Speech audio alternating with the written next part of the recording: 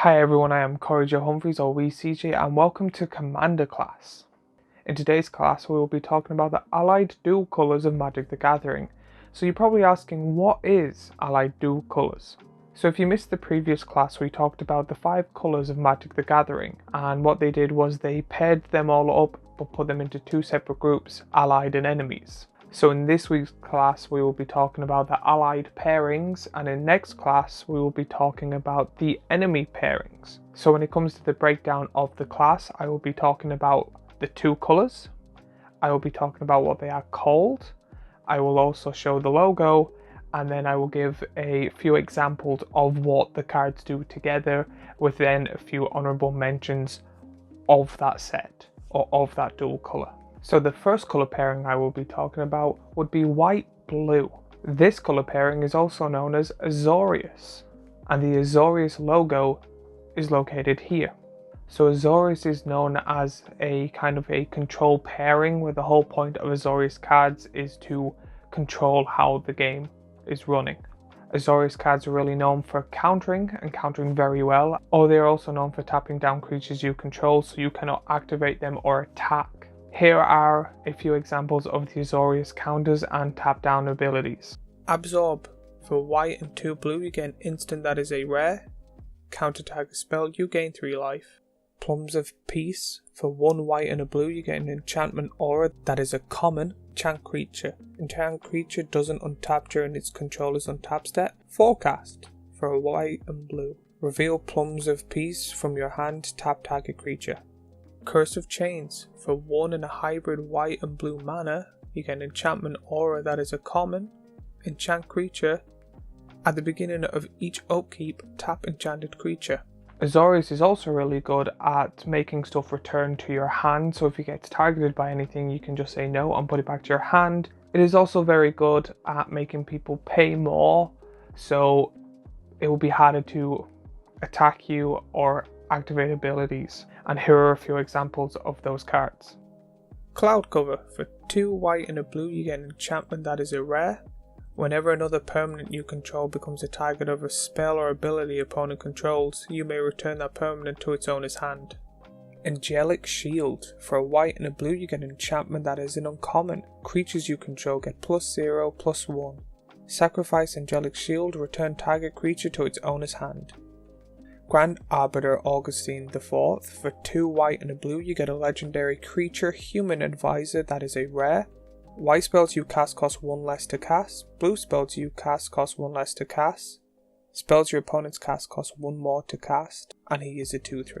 Azorius creatures mainly come in 3 different ways. One is flying, so the creatures will be able to fly over your defenses and attack you directly. They are also very good at having walled creatures or defender creatures, which means they cannot attack, but they usually have high toughness and have really good abilities in their colours. And then thirdly, creatures that tap down other creatures, so it's very good to able to get through if you have no flyers yourself. Here are a few examples of them right on the screen. Windreaver. For 3 white and a blue, you get a creature elemental that is a rare. It has flying. Tap a white, Windreaver gains vigilance until end of turn. Tap a white, Windreaver gets +0/+1 until end of turn. Tap a blue, switch Windreaver's power and toughness until end of turn. Or tap a blue, return Windreaver to its owner's hand, and it is a 1/3. Inspiria the Inscrutable. For 1, 2 white and 2 blue, you get a legendary creature, Phoenix, that is a rare. It has flying. Whenever Inspiria the Inscrutable deals combat damage to a player, name a card. That player reveals his or her hand. If he or her reveals the name card, search your library for a creature card with flying, reveal it and put it into your hand, then shuffle your library. It is a 3/6. Pride of the Clouds. For white and blue, you get a creature elemental card that is a rare. It has flying. Pride of the Cloud gets +1/+1 for each other creature in play with flying. Forecast. For 2 white and a blue, reveal Pride of the Clouds from your hand, put a 1/1 white and blue bird creature token with flying into play, and it is a 1/1. Wall of Denial. For 1 white and a blue, you get a creature wall that is an uncommon. It has defender and flying. It has shroud, and it is a 0/8. Plumeval. For 3 white or blue hybrid mana, you get a creature elemental that is an uncommon. It has Flash, Defender and Flying, and it is a 4/4. Ith, High Arcanist. For 5 white and a blue you get a legendary creature, Human Wizard, that is a rare. It has Vigilance. Tap, untap target creature, prevent all damage that would be dealt to and by that creature this turn.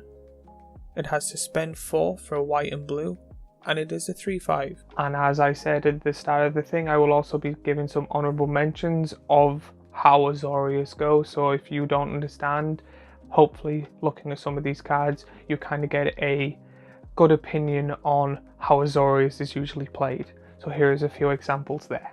Deft Duelist. For white and blue you get a creature human rogue, that is a common.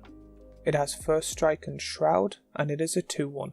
Wings of Hope. For white and blue, enchant creature, which is a common. Enchant creature gets +1/+3 and has Flying. Spectral Shield. For 1 white and a blue you get an enchantment aura, that is an uncommon. Enchant creature. Enchant creature gets +0/+2 and can't be targeted of spells. The second pairing I will be talking about will be blue-black, or also known as Dimir. And here is the logo on screen now. Dimir is very known for its removal, its manipulation and its mill. So I will be going over all 3 of these in a bit more finer detail and will show examples of all 3. Dimir is very good for removal or returning things from the field to your opponent's hand, or it is very good for giving creatures minus counters, which also technically counts as destroy, but is kind of better in certain ways, because if a creature is indestructible, it cannot die, but if you give it -/- and it hits 0 or less, it will be destroyed. Because Dimir has blue in it, it also has really good counter spells, and some work very well with black added on top. So here are a few examples of really good Dimir counter cards. Perplex. For 1 blue and a black you get an instant that's a common. Counter target spell unless its controller discards his or her hand. It has Transmute. For 1 blue and a black. Counter Squall. For blue and black you get an instant that is an uncommon. Counter target non-creature spell, its controller loses 2 life. Undermine. For 2 blue and a black you get an instant that is a rare. Counter target spell, its controller loses 3 life. And then thirdly, mill. For people that don't know what mill is, I will give a quick explanation of it now. When you have been milled by a card, for example if it says mill 10, you will get the top 10 cards of your library and you'll put them straight into your graveyard.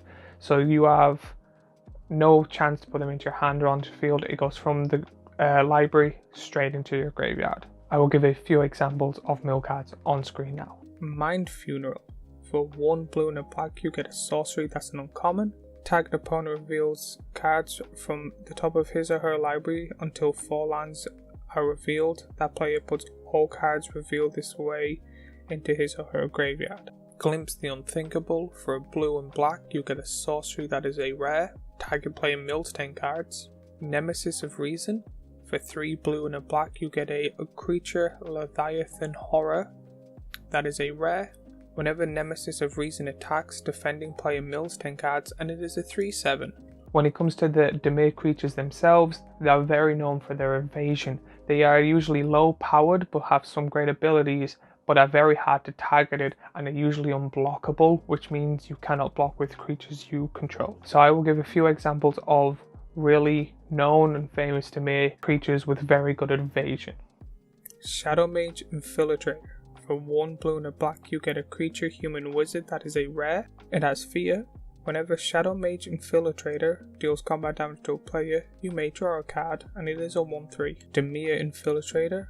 For 1 blue and a black you get a creature spirit that is a common. Dimir Infiltrator can't be blocked and has Transmute. For 1 blue and a black. It is a 1/3. Ghast Lord of Fugue. For 5 hybrid mana of blue and black, you get a creature spirit avatar that is a rare. Ghast Lord of Fugue is unblockable. Whenever Ghast Lord of Fugue deals combat damage to a player, that player reveals his or her hand. Choose a card from it. That player removes the card from the game, and it is a 4/4. And then also now you have kind of a feel of Dimir. I will give you some really good examples of Dimir cards, just in case it didn't really go through well. Recoil. For 1 blue and a black you get an instant that is a common. Return target permanent to its owner's hand, then that player discards a card. Sleeper's Robe. for a blue and black enchant creature. It's an uncommon. Enchant creature can be blocked except by artifact creatures and all black creatures. Whenever enchant creature deals combat damage to a player, you may draw a card. Blizzard Spectre, for 2 blue and a black, you get a snow creature spectre that is an uncommon with flying. Whenever Blizzard Spectre deals combat damage to a player, choose one. That player returns a permanent he or she controls to its owner's hand. That player discards card, and it is a 2/3. Thirdly, we will be talking about the colour pairing, black-red, or also known as Rakdos, and here's the logo of Rakdos here on screen now. Rakdos is known to be self-sacrificing, which really means if you see someone play a Rakdos deck, they are highly likely playing their resources, which is their cards, and then sacrificing their own resources to do more resources for damage or for extra creatures. So it's kind of a continuous loop that gets better and stronger each time. So for example, you'll be playing low cost creatures, sacrificing them to get more tokens, doing damage because creatures died, and then you continue that loop, hopefully winning the game. There is many other ways you can do this in Rakdos, but Rakdos is known as you play your resources, sacrifice them to get more resources to do more things. Here are a few examples of really good resource sacrificing Rakdos cards. Avatar of Discord. For 3 hybrid mana of black and red, you get a creature avatar that is a rare. It has flying. When Avatar of Discord enters the battlefield, sacrifice unless you discard 2 cards, and it is a 5/3.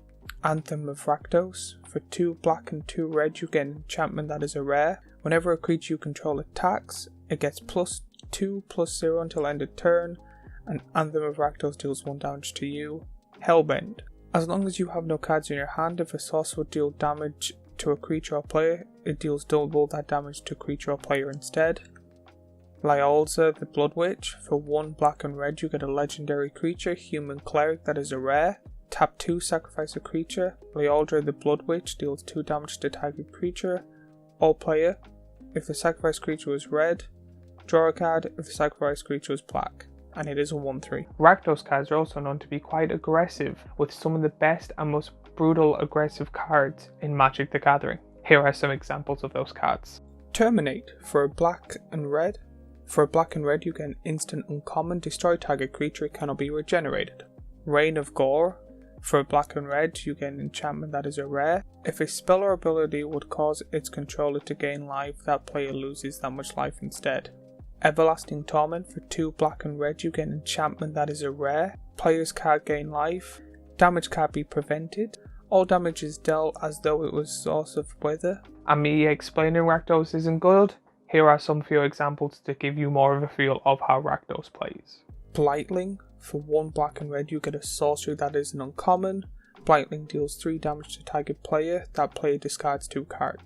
Alphagor. For 2 black and 2 red, you get a legendary creature, Demon Dragon, that is a rare. It has flying. When Melphagor enters the battlefield, discard your hand. Each opponent sacrifices a creature for each card discarded this way, and it is a 6/6. Deathbringer Thorch.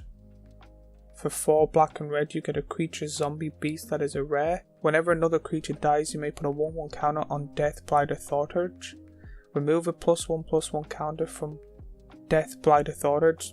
Deathblighter Thorch deals 1 damage to target creature or player, and it's a 3/3. Next up, we will be talking about the colour pairing of green-red, also known as Gruul. And Gruul's logo is this right here. Gruul decks are very known for their fast mana, which usually means that you play stuff with your lands to get more mana, or you can sacrifice your own lands to get more lands.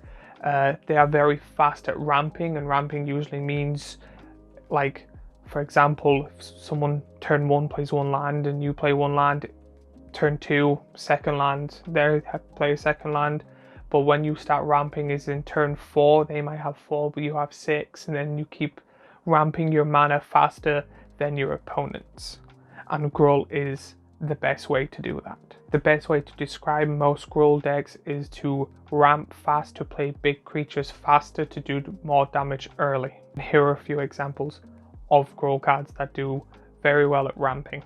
Exploding Borders. For 2 red and a green, you get a sorcery that is a common. Domain. Search your library for a basic land, put that card into play tapped, then shuffle your library. Exploding Borders deals X damage to target player, where X is the number of basic lands among lands you control. Frenzied Tilling. For 3 red and a green, you get a sorcery that is an uncommon. Destroy target land. Search your library for a basic land and put it on the battlefield tapped, then shuffle your library. Wild Cantor. For 1 hybrid mana of a red and green, you get a creature human druid that is a common. Sacrifice Wild Cantor. Add 1 mana of any colour to your mana pool, and it is a 1/1. Gruul also has really big and powerful creatures that cost a lot of mana but do very amazing things, and here is a few examples of them here right now. Blitz Hellion. For 3 red and a green, you get a creature Hellion that is a rare. It has trample and haste. At the end of turn, Blitz Hellion's owner shuffles it into its owner's library, and it is a 7/7. Boreagmus. For 3, 2 red and 2 green, you get a legendary creature Cyclops that is a rare. It has trample. Whenever Boreagmus deals combat damage to a player, put a 1/1 counter on each creature you control, and it is a 6/7. Deers of Calamity. For 5 hybrid mana of a red and green, you get a creature Spirit Avatar that is a rare. It has trample. Whenever Deus of Calamity deals 6 or more damage to an opponent, destroy target land that player controls, and it is a 6/6. Gruul is also very well known for its artifact removal, which really means if opponents you are playing against have artifacts you do not like, if you are playing in Gruul, you are more likely to be able to get rid of their artifacts to slow them down, because Gruul is one of the best at getting rid of artifacts. And here are some examples of great Gruul artifact removal cards. Hull Breach. For a red and green, you get a sorcery that is a common. Choose 1, destroy target artifact, or destroy target enchantment, or destroy target artifact and target enchantment. Artifact Mutation. For a red and a green, you get an instant that is a rare. Destroy target artifact, it can't be regenerated. Create X 1/1 green sapling creature tokens where X is the artifact's mana value. Vithin Regards. For 1 red and a green, you get a creature human shaman that is an uncommon. When Vithin's Regards comes into play, destroy target artifact, and it is a 2/3. Gruul also, don't know why, it could be lore wise, also have a hatred for creatures with flying, with Gruul cards having some of the best ways to board wipe flying creatures in Magic the Gathering. And here are a few examples of cards that get rid of all flying creatures. Branching Bolt. For 1 red and a green, you get an instant that is a common. Choose 1 or both. Branching Bolt deals 3 damage to target creature with flying, and or Branching Bolt deals 3 damage to target creature without flying. Deadshot Minotaur. For 3 red and a green, you get a creature Minotaur that is a common. When Deadshot Minotaur comes into play, it deals 3 damage to target creature with flying, and it has cycle for hybrid mana of a red or green, and it is a 3/4. Fire Sprout. For 2 and a hybrid mana of a red and green, you get a sorcery that is an uncommon.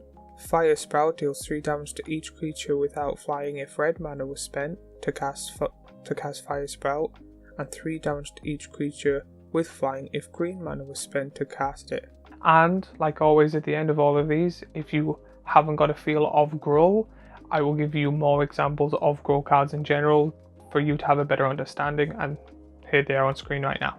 Spellbreaker's Behemoth. For 1 red and 2 green, you get a creature beast that is a rare. Spellbreaker's Behemoth can't be countered. Creature spells you control with power 5 or greater can't be countered, and it is a 5/5. Horned Kavoo. For a red and a green, you get a creature Kavoo that is a common. Whenever Horned Kavoo comes into play, return target red or green creature you control to its owner's hand, and it is a 3/4. Decimate. For 2 red and a green, you get a sorcery that is a rare. Destroy target artifact, target creature, target enchantment, and target land. And then the last colour pairing we will be talking about is green-white. Green-white is also known as Selesnya, and here is the Selesnya logo right now. Selesnya is known to have low creatures that help other creatures out that do the same. Here are a few examples of them on screen. Knight of the Reliquary. For 1 green and a white, you get a creature human knight that is a rare. Knight of the Reliquary gets +1/+1 for each land in your graveyard. Tap, sacrifice a forest or plains, search your library for a land card, and put it onto the battlefield, then shuffle your library, and it is a 2/2. Kitchen Flink. For 1 and 2 hybrid mana of a green and white, you get a creature Oomph, that is an uncommon.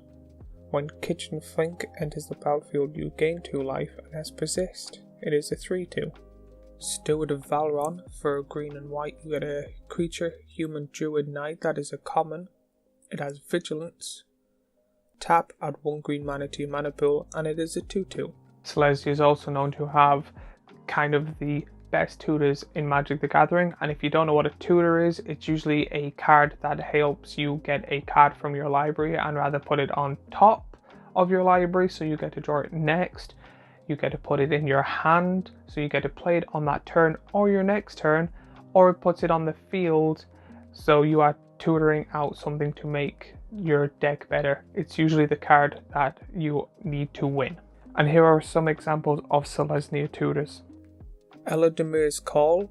For green and white, you get an instant that is a rare. Search your library for a creature card, reveal that card and put it into your hand, then shuffle your library. Congregation at Dawn. For 2 green and a white, you get an instant that is an uncommon. Search your library for up to 3 creature cards and reveal them. Shuffle your library, then put them cards on top in any order. Altar of Bone. For a white and green, you get a sorcery that is a common. Sacrifice a creature to look through your library for a creature card. Put that card into your hand after showing it to all other players. Reshuffle your library. One of the best things Selesnya is known for is its token generation, which realistically means is when you play your resources, you get creature tokens. So usually the easiest way to explain this is if you play a creature like an elf, it says on the text it makes a 1/1 elf. I have explained this before in previous classes, so go check that out. So Selesnya is the best to make large amounts of small creatures due to its amazing creature generation, and here are a few examples of Selesnya cards that are very good at making tokens. Call of the Conclave. For a green and white, you get a sorcery that is a common. Create a 3/3 green centaur creature token. Trostani's Summoner. For 5 green and a white, you get a creature elf shaman that is an uncommon. When Trostani's Summoner enters the battlefield, create a 2/2 white knight creature token with Vigilance, a 3/3 green centaur creature token, and a 4/4 green rhino creature token with Trample, and it is a 1/1. Rise the Redeemed. For a hybrid mana of a green or white, you get a legendary creature Elf Warrior that is a rare. Tap 2 or hybrid mana of a green and white and tap it. Create a 1/1 green and white Elf Warrior creature token.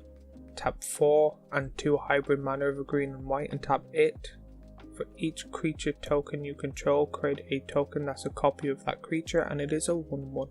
So when it comes to Selesnya, they have a great love-hate relationships with artifacts and enchantments. They have one of the best ways to protect your artifacts and enchantments, and here are some examples here. Sterling's Grove. For a green and white, you get an enchantment that is a rare. Other enchantments you control have Shroud. Tap 1, sacrifice Sterling Grove, search your library for enchantment card, reveal it, then shuffle and put that card on top. From Eneth Enchantress. For a green and a white, summon Enchantress, that is a common. Whenever enchantment is put into the graveyard from play, draw a card, and it is a 2/1. Pride Village Position. For 2 and 3 hybrid mana of a green and white, you get an enchantment that is a rare. Other permanents you control have hexproof. But they are also very powerful at destroying enchantments and artifacts, and here are a few examples of those on screen now. Aura Shards. For 1 green and a white, you get an enchantment that is an uncommon. Whenever a creature enters the battlefield under your control, you may destroy target artifact or enchantment. Aura Mutation. For a green and white, you get an instant that is a rare. Destroy target enchantment. Create X 1/1 green sapling creature tokens where X is the enchantment's mana value. Quasali Primate. For green and white, you get a creature cat wizard that is a common. With Exalted, tap 1 and sacrifice Quasali Primate. Destroy target artifact or enchantment, and it is a 2/2. Because Selesnya is known to have very weak but very many creatures, it is also very good at buffing, which usually means if you have a 1/1 creature, you have cards that will turn it into a 5/5 or a 10/10 depending on what cards you play on it, and Selesnya is really good at buffing a single creature or many creatures depending on how much mana you have. Here are a few examples of many good Selesnya cards that buff creatures. Armadillo Cloak. For 1 green and a white, you get an enchantment aura that is a uncommon enchant creature. Enchant creature gets +2/+2 and has trample. Whenever enchanted creature deals damage, you gain that much life. Behemoth Sledge. For 1 green and a white, you get an artifact equipment that is an uncommon. Equipped creature gets +2/+2 and has trample and lifelink. It has equipped 3. Sigil Blessing. For a green and white, you get an instant that is an uncommon. Until end of turn, target creature you control gets +3/+3, and another creature you control gets +1/+1. And finally, before we get on the honourable mentions, Selesnya is the best at lifelink. So lifelink is usually if a creature hits you, I gain life equal to the damage. So Selesnya is the best at life gain. And here are a few examples of Selesnya life gain cards on the screen now. Vitalizing Cascade. For X green and a white, you get an instant that is a common. Gain X +3 life. Captured Sunlight. For 2 green and a white, you get a sorcery that is a common. It has Cascade. You gain 4 life. Dawn Glow Infusion. For X in a hybrid mana of a green and white, you get a sorcery that's an uncommon. You gain X life if green mana was spent to play Dawn Glow Infusion, or X life if white was spent to play it. Now that we have completed the Selesnya side, here are some honourable mentions. Odo Chathlon Worm. For 10, 3 green and 2 white, you get a creature worm that is a rare with Convoke and Trample, and it is a 9/14. Heroes Reunion. For a green and white, you get an instant that's an uncommon. Target player gains 7 life. Wilt Leaf Liege. For 1 and 3 hybrid mana of a green and white, you get a creature Elf Knight that is a rare. Other green creatures you control get +1/+1. Other white creatures you control get +1/+1. If a spell or ability opponent controls causes you to discard Wilt Leaf Liege, put it onto the battlefield instead of putting it into your graveyard, and it is a 4/4. So now that we have finished talking about the allied dual colours, I can now say that next class we will be talking about the enemy ones. So hopefully you enjoyed this class and enjoyed the other ones beforehand. If you have not seen it, please go on and watch the rest if you are still new at Magic the Gathering or just want kind of a recap on the game itself. If I've mentioned something in this video or in previous videos, please comment down below and I will give my best example as I possibly can. If not, wait, and I will be eventually getting on to that as a full-blood class because I'm planning to do everything in Commander. And remember, as always, remember to like, subscribe, follow me on all my social medias, hit that bell, and please share my videos to help people learn about Magic the Gathering because I love this game and I